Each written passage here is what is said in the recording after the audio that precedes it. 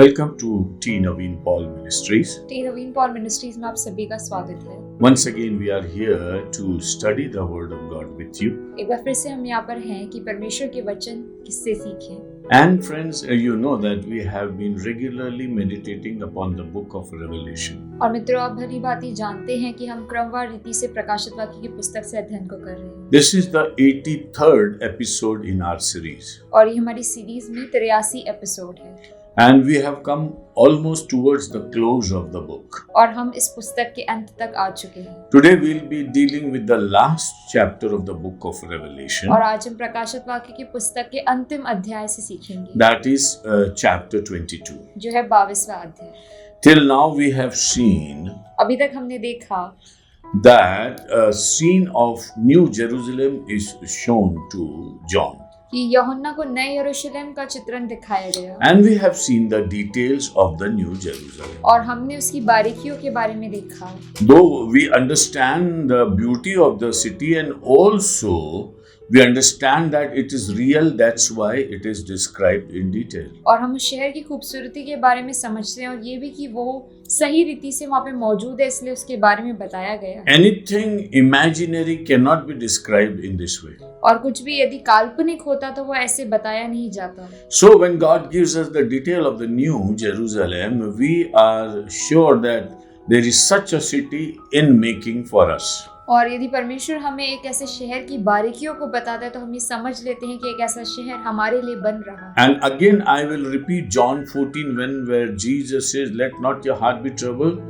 I am preparing a place for you." एक बार फिर से मैं आपको यूहन्ना 14 दोहरा देता हूँ, जहाँ यीशु ऐसा कहता है कि तुम्हारे हृदय व्याकुल ना हो, मैं तुम्हारे लिए रहने के स्थान बनाता हूँ।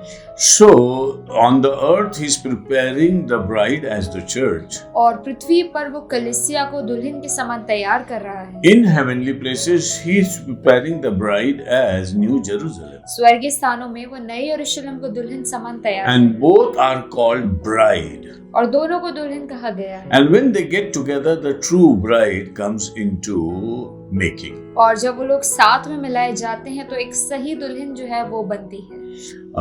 And there will be no sin, nothing of anything of sinful that will enter into this Jerusalem. और वहाँ पर पाप जैसा या पाप समान कुछ भी नए यरूशलेम में मौजूद नहीं होगा। And we will be in a sinless place. और हम एक पाप रहित स्थान में पहुंचेंगे। And it's very difficult to imagine that, but there is a joy of confirmation of such a place in our hearts. और ऐसे सोचना हमारे लिए बहुत मुश्किल है, लेकिन हमारे हृदय में आनंद है क्योंकि एक ऐसी जगह जो है वो हमारे लिए वहाँ पर मौजूद है। And as we have read that there was one angel who took John to a higher mountain to show this place. और हमने जैसे पढ़ा कि एक स्वर्गदूत यूहन्ना को एक ऊंचे स्थान पर ले गया ताकि वो उस जगह को दिखा पाए। This was the angel who had one of the last plagues, the cups of wrath. और ये वही स्वर्गदूत था जिसके पास वो प्रकोप का कटोरा था जो उसने डाला था। And then he was given the privilege to take John into a higher place to show him the New Jerusalem. और उसी स्वर्गदूत को ये प्रिविलेज मिला कि वो यूहन्ना को लेकर जाए और नए यरूशलेम को दिखाए। Verse 1, chapter 22 is a continuation of what was happening and was shown to John. और 22वें अध्याय के पहला वचन जो है उस चीज से आगे है जो स्वर्गदूत यूहन्ना को दिखा रहा था। And here he says in the first verse, "And he showed me a pure river of water of life." और पहले वचन में ऐसा लिखा है, फिर उसने मुझे बिल्लौर की सी झलकती हुई जीवन के जल की नदी दिखाई। So when we study the heavenly things, our nomenclature and our language fails. और जब हम स्वर्गीय बातों के बारे में बात करते हैं तो हमारे पृथ्वी पे नाम रखने का तरीका जो है और जो भी बातें हैं तुलनात्मक चीजें हैं वो सब खत्म हो जाती हैं। Things of heaven cannot be described by human beings. स्वर्गीय बातों को मनुष्यों की भाषा के अनुसार हम चित्रण नहीं कर सकते। But there is no other way but to describe the things of heaven with the best possible thing available upon this earth. लेकिन हम कुछ नहीं कर सकते, लेकिन स्वर्ग की बातों को पृथ्वी की सबसे अच्छी सर्वश्रेष्ठ बातों से तुलना करके बता सकते। So if there is a very pure river, very pure with totally pure river of water, तो यदि एक बिल्कुल ही स्वच्छ, बहुत ज्यादा स्वच्छ कोई नदी है पानी से भरी हुई, that draws the attention of human beings towards something par excellence, very good. तो फिर मनुष्यों का ध्यान वो एक ऐसी चीज की ओर दर्शाती है जो कि बहुत ज्यादा अच्छा है, बहुत ही सर्वश्रेष्ठ है। And he says it's as clear as a crystal. और वहां पर वो ऐसा कहता है कि एक बिल्लौर के समान जो है वो स्वच्छ है, And that river is flowing.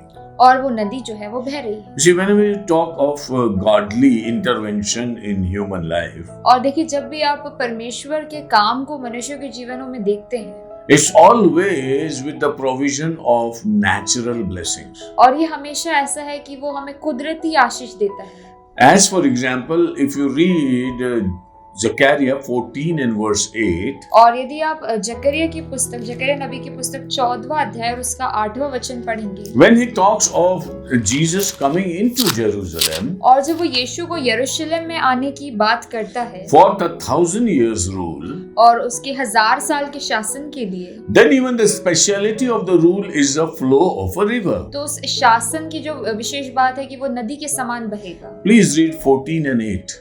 मैं आपके लिए Zechariah 14:8. जकरिया 14 8वां वचन पढ़ देती हूँ। उस दिन यरूशलेम से बहता हुआ जल फूट निकलेगा, उसकी एक शाखा पूरब के ताल और दूसरी पश्चिम के समुद्र की ओर बहेगी, और धूप के दिनों में और जाड़े के दिनों में भी बराबर बहती रहेगी। So the source of water will be given in a new way to the people.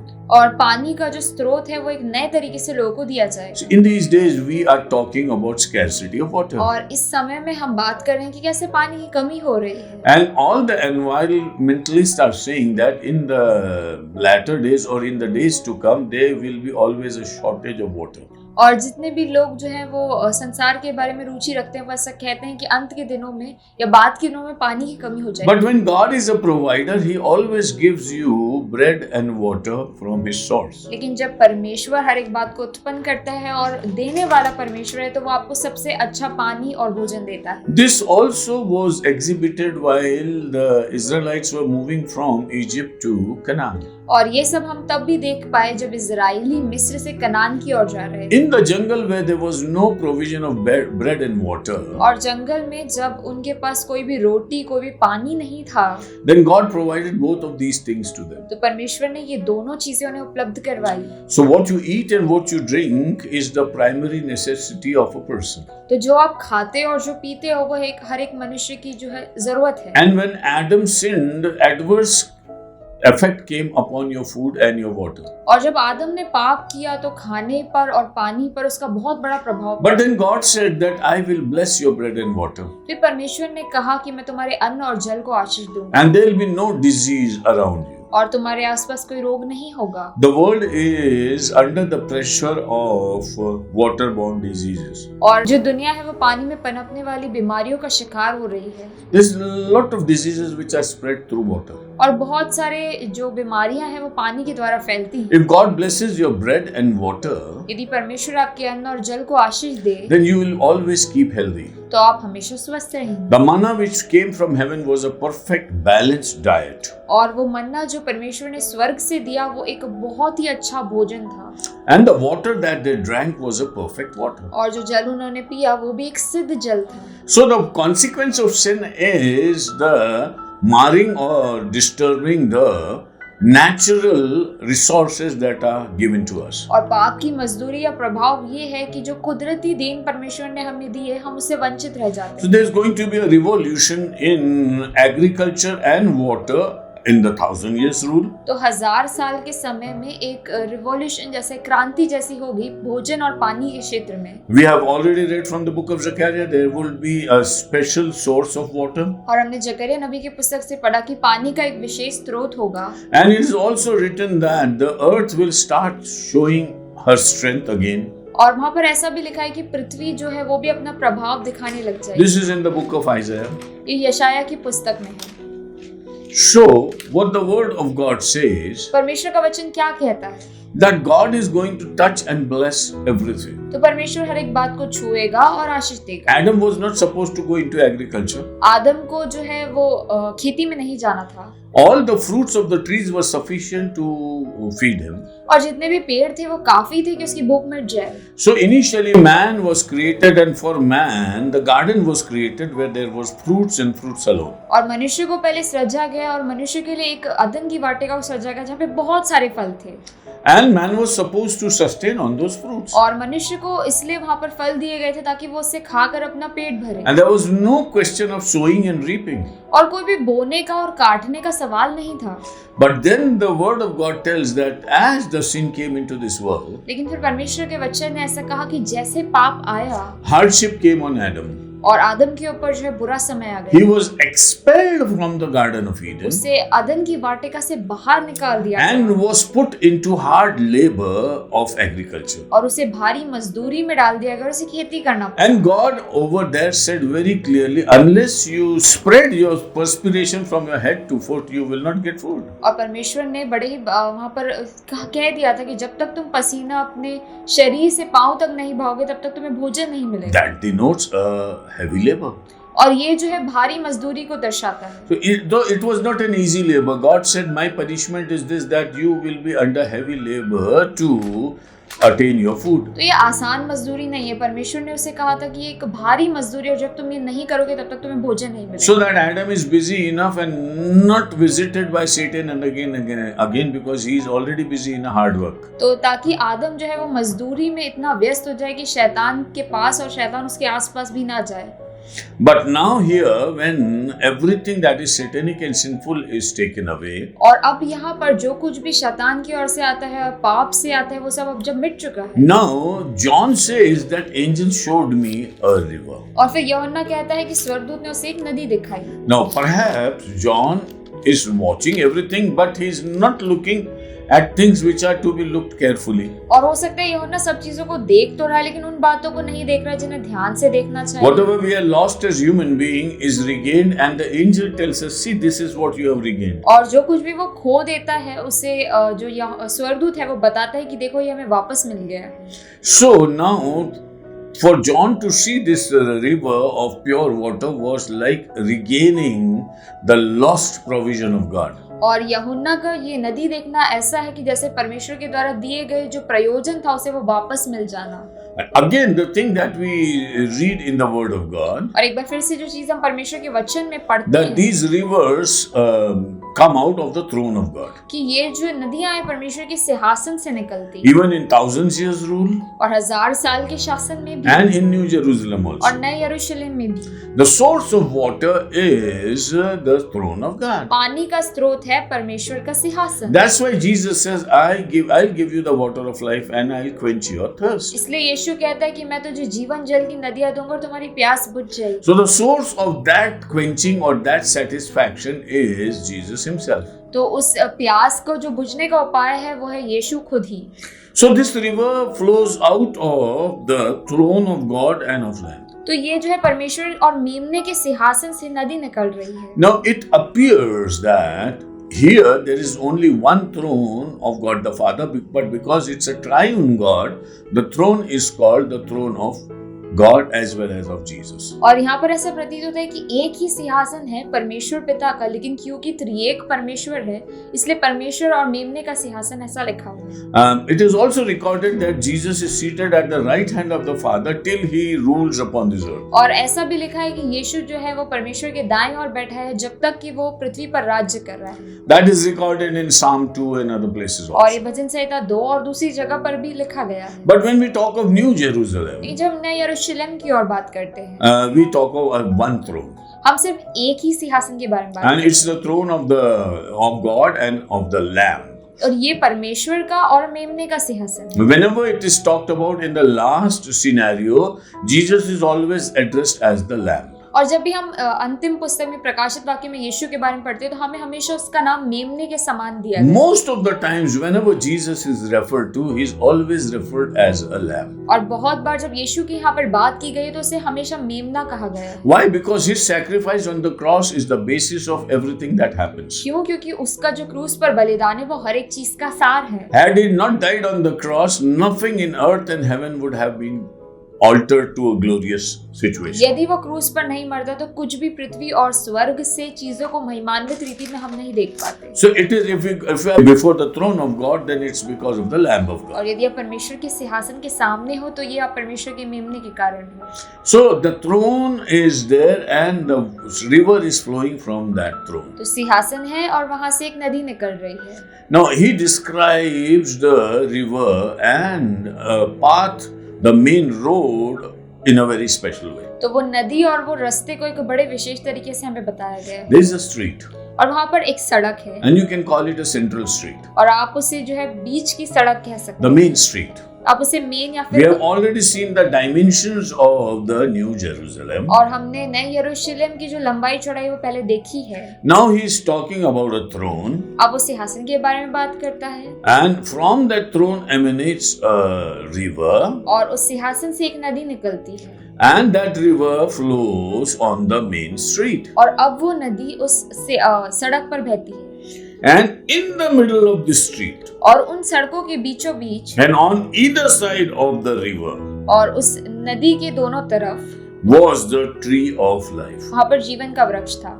Now, the scene that is put over here is this, और यहाँ पर जो दृष्टिकोण दिया गया है वो कुछ ऐसा है that there is a street, कि एक सड़क है but in between the street, there is a river. लेकिन सड़क के बीचों बीच ही एक नदी है। So it's the street flowing, and on either side of the street, there is a street, and in the center of the street is the river. और एक सड़क है और उसके बीचों बीच नदी बह रही है And on either side of the river are the street. और दोनों नदी के इधर उधर जो है वो सड़क है। But you don't call it as two streets. तो आप उसे दो सड़क नहीं कहोगे, But you say there is a single street, and amidst the street is the river flowing. लेकिन आप इसे कहोगे कि ये एक ही सड़क है और इसके दोनों ओर जो है वो नदियां बह रही हैं। And on the either side of the river, और उस नदी के दोनों तरफ there is tree of life, वहाँ पर जीवन का वृक्ष लगाया गया है and which bore 12 fruits, और उसमें each tree yielding its fruit every month. उसमें 12 प्रकार के फल लगते हैं और हर महीने फलता है। So let's revise it. तो एक बार हम फिर से दोहरा लें। There is a throne, एक सिंहासन है and from the throne centrally a river is flowing. और उस सिंहासन से एक नदी निकल रही है But on the either side of the river is a street, और उस नदी के दोनों ओर एक सड़क है and the street is called a single street. और उस सड़क को हम एक ही सड़क कहेंगे। So the river divides the street, तो वो जो नदी है वो सड़क को विभाजित करती है and on either side of the river is the tree of life. और उस नदी के दोनों ओर जीवन का वृक्ष है। Means there are more than one trees, तो हो सकता है कि एक पेड़ से ज्यादा पेड़ है because they are on the either side. क्योंकि वो दोनों ओर है। Now the tree of life is very much found over there. तो अब जीवन का वृक्ष जो है वहाँ पे बहुत ज्यादा मौजूद है। When we read the word of God जब परमेश्वर के वचन को पढ़ते हैं in the book of Genesis, और उत्पत्ति की पुस्तक में we saw that in the Garden of Eden there were two kinds of trees. और हमने देखा कि अदन की वाटिका में दो तरह के वृक्ष थे One was of the knowledge of good and evil, और एक जो पेड़ था भले और बुरे ज्ञान का वृक्ष and the other was the tree of eternal life. और दूसरा था कि जीवन का वृक्ष। But Satan did not knew anything. लेकिन शैतान कुछ नहीं जानता था So he wanted to inquire and get the secrets. तो वो चाहता था कि वो पता करे और भेद को जाने।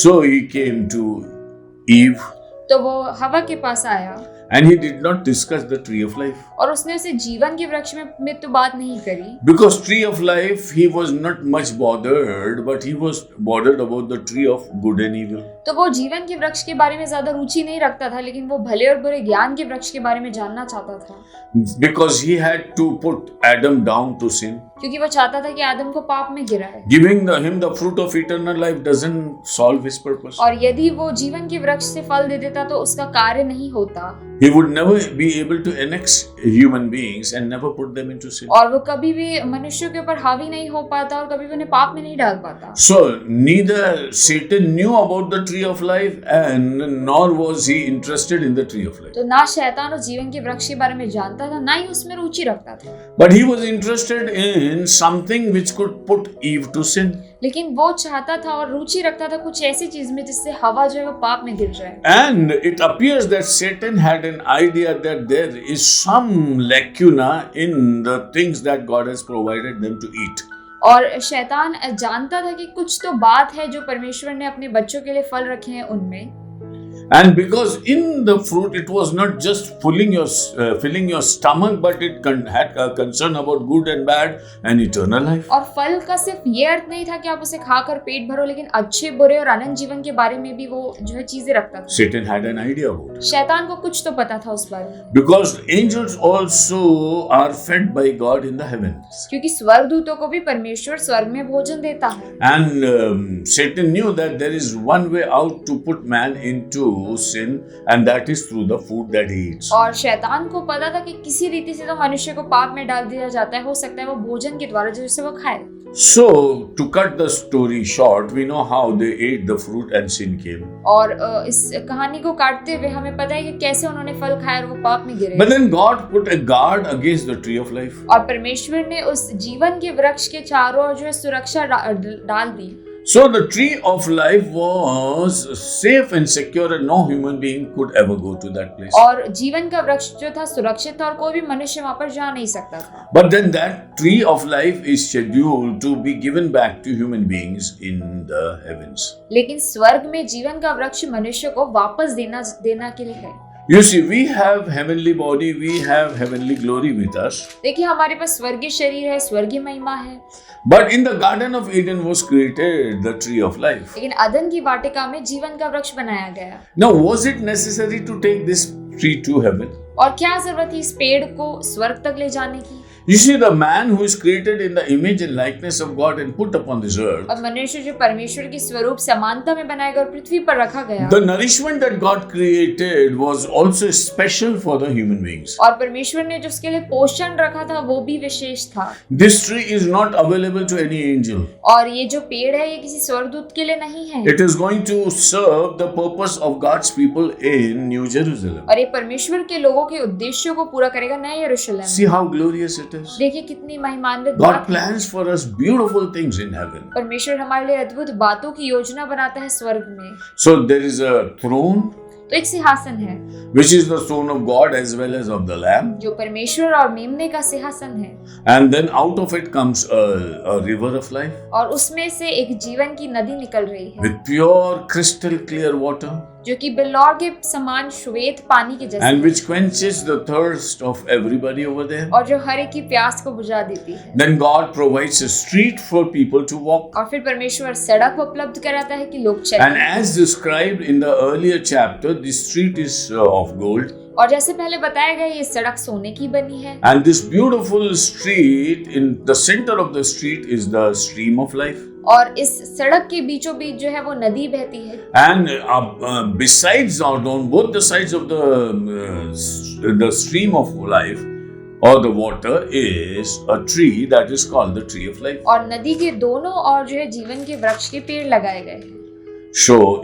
God is the best builder and decorator. और परमेश्वर सबसे अच्छा जो है रचनाकार है, बनाने वाला है, सजाने वाला He है। created a beautiful garden उसने बहुत सुंदर वाटिका बनाई and then told Adam to tend that garden. और आदम को वहां पर इसलिए रखा कि उसकी देख रेख करे। You see, we see human beings with lot of plannings. देखिए हम मनुष्य को बहुत सी योजनाओं के साथ देखते हैं। And today we see people develop beautiful places in this world and they beautify it with all kinds of gardening and beautification. और आज हम देखते हैं कि लोग बहुत सुंदर सुंदर चीजें बनाते हैं और वहाँ पर बहुत से अच्छे अच्छे पेड़ लगाते हैं। And one of the things or two things that are very important in such development is one is trees and other is source of water. और दो चीजें जो ऐसी कोई भी जगह पे महत्वपूर्ण है वो पहली बात है कि पानी का जो स्रोत है और दूसरा है पेड़।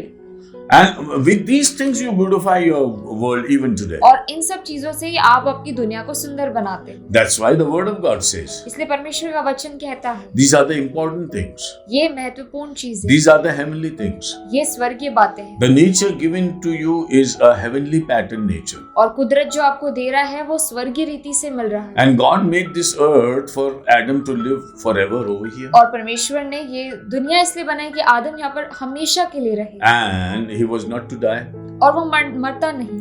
So you can imagine the best designing and the best development that God gave to this earth. और आप देख सकते हैं कि परमेश्वर कितना अच्छा योजना बनाता है, कितनी अच्छी चीजों को बनाता है। And had Adam not thrown out of the Garden of Eden, you would have seen a beautiful, beautiful world, unimaginable. और यदि अदन की वाटिका से आदम को बाहर नहीं निकाला जाता तो आप एक बहुत सुंदर जो है दुनिया को देखते We are living in a degraded environment. और हम बड़े ही खराब सी जगह पर रह रहे हैं। And that's why in Romans 8 it is written that nature also calls upon God for a renewal.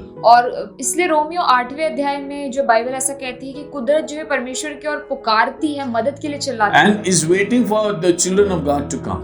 और चाहती है कि परमेश्वर के बच्चे यहाँ पर आए। So the New Jerusalem is the perfect place that we are going to. नया यरूशलेम एक सिद्ध जगह है जहाँ हम जा रहे हैं। We have to say sorry to the nature of this world. हमें अपनी कुदरत से जो है माफी मांगनी चाहिए। The nature is so pained because of our sin. और हमारी कुदरत जो है हमारे पापों के कारण बहुत दुख उठाती है। The nature expects a restoration. और कुदरत भी चाहती है कि उसमें बदलाव हो। By God's grace, it will be given a restoration for 1,000 years. और परमेश्वर के अनुग्रह के द्वारा कुदरत भी बदल दी जाएगी। But the nature knows that it is not going to last forever. लेकिन कुदरत जानती है कि वो हमेशा सर्वकालिक नहीं है। Because the earth will be demolished. क्योंकि पृथ्वी मिटा दी जाएगी। So we are going into a very beautiful developed place which is the New Jerusalem. तो हम एक बहुत अच्छी अत्याधुनिक जगह पर जा रहे हैं जो कि है नया यरूशलेम।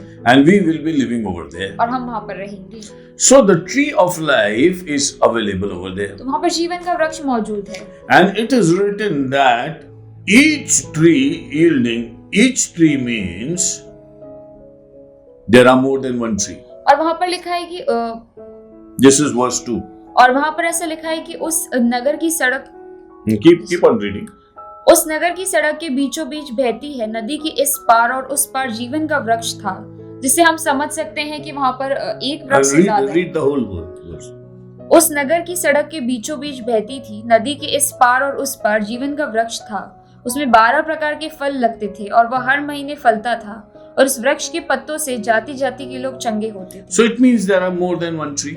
तो इससे हम समझ सकते हैं कि एक पेड़ से ज्यादा, Because these are on the either side of the stream. क्योंकि वो नदी के दोनों ओर है। So it's like developing a garden for you. तो ये एक ऐसे वाटिका बनाने जैसा है। And man will walk on those streets. और मनुष्य उन सड़कों पर चलेगा। And will enjoy the presence of God the Father. और परमेश्वर की उपस्थिति का एहसास करेगा। And before the throne, man will be enjoying his life. और परमेश्वर की सिंहासन के आगे अपनी जिंदगी का आनंद लेगा। But the tree is a very special tree. लेकिन वो पेड़ जो है वो बहुत विशेष है। A special tree which meets the need of every person. एक विशेष पेड़ जो हर एक की जरूरतों का उपाय है। It fruits every month. हर महीने वो फल देता है। And people are satiated and satisfied with the fruits. और लोग जो इसके फलों से खुश होते हैं। Okay, and that's a beautiful tree which meets the need of every person. और वो हर एक की जरूरतों को पूरा करता है। How we will see in the next episode. कैसे हम अगले एपिसोड में देखेंगे। So thank you so much for joining us, and this is a time to rejoice in the Lord. और बहुत ही धन्यवाद हमारे साथ जुड़ने के लिए, और एक आनंद मनाने का समय है। Let's praise and thank God for whatever He has kept for us. आइए हम धन्यवाद दे परमेश्वर की स्तुति करें, क्योंकि उसने हमें क्या क्या And we दिया are moving towards an excellent golden future. और हम जो एक बहुत ही अद्भुत और सुनहरे कल की ओर जा रहे हैं। Let's rejoice in the Lord आइए हम प्रभु में आनंदित हो and await the coming of Lord, और परमेश्वर के आने की बाट जो है, and also going with Him to the New Jerusalem. और इसके लिए भी कि हम उसके साथ नए यरूशलेम जाएं। God bless you. परमेश्वर आपको आशीष। Thank you so much. Thank you.